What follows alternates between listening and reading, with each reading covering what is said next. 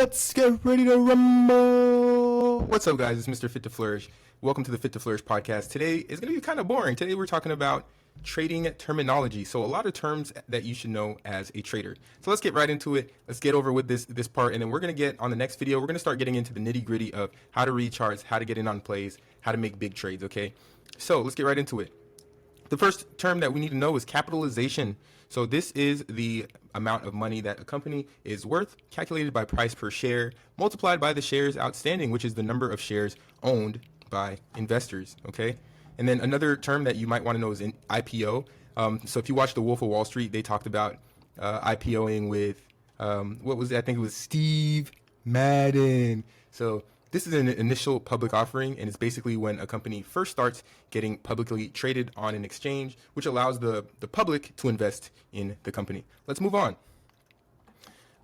So we have other terms to know here. I'm only going to focus on some of the main terms that you should know as a beginner trader, and you can look at the rest later. So continuing, a bid is how much a buyer says that they want to buy a security for. So it's kind of like bidding for something at auction. Ask is how much the seller wants for their security. So this is how much they're willing to sell it for, and then a bid is how much you're willing to pay. Okay, and then in stocks, bulls are people who think that the market is going to go up. They're optimistic. They're buying. Prices are going up. Okay, bears are basically thinking of selling, pessimism, prices going down. All right. And then you have volatility is a big term that we need to know here. And this basically talks about how much price fluctuates relative to time. So let's say one stock goes up and down $10 in one day, while another stock might only go up and down a couple pennies. So the one that goes up and down a couple pennies is less volatile, while the stock that goes up and down $10 at a time is extremely volatile.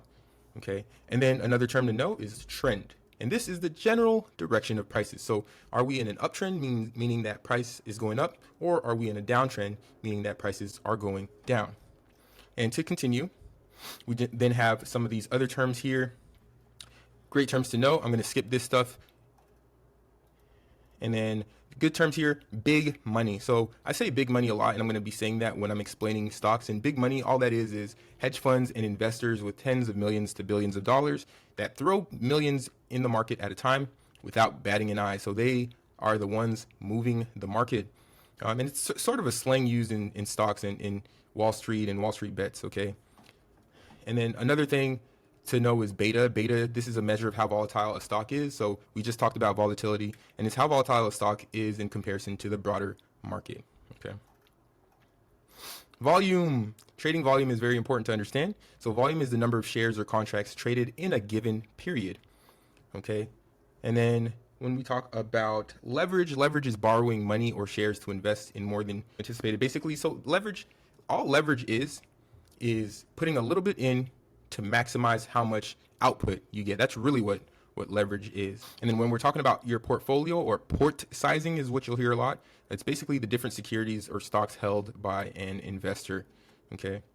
And then another term to know is a moving average. And as a stock increases and decreases over time, the moving average gives you the average price that is being traded at up until that point, and it could be based on a specific period of time. And then another thing to know is something called a stock split. And what a stock split is basically when a stock is being split into more. So for instance, if you own one stock at $99 and a company wants more people, basically why they do stock splits is they want more people to be able to afford their stock sometimes.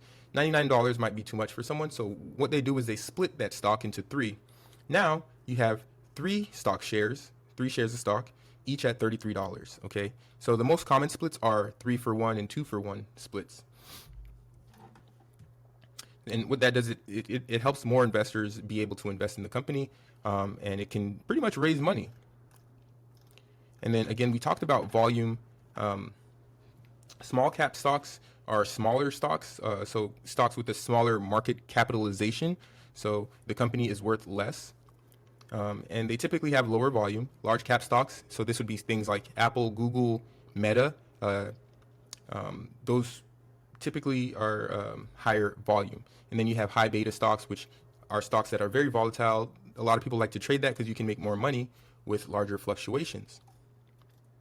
And then the VIX This is the volatility index, and it represents how volatile the market is expected to be, and it's derived from what prices options are trading at on the S&P index, so the Standard & Poor's index, the S&P 500, okay? And it helps traders recognize market conditions. And that's pretty much all I had for you today in terms of trading terminology. So stay tuned, because we're going to be talking about getting into trades. So yeah, our next section is going to be getting into how to read trades, so chart reading basics, how to determine market sentiment, the actual difference between going long, going short, how to do it. All right, so stay tuned on the next video. It's Mr. Fit to Flourish. Until next time, I'm out. Peace. Good morning, welcome to the Fit to Flourish podcast. Let's talk wellness, finance, and growth.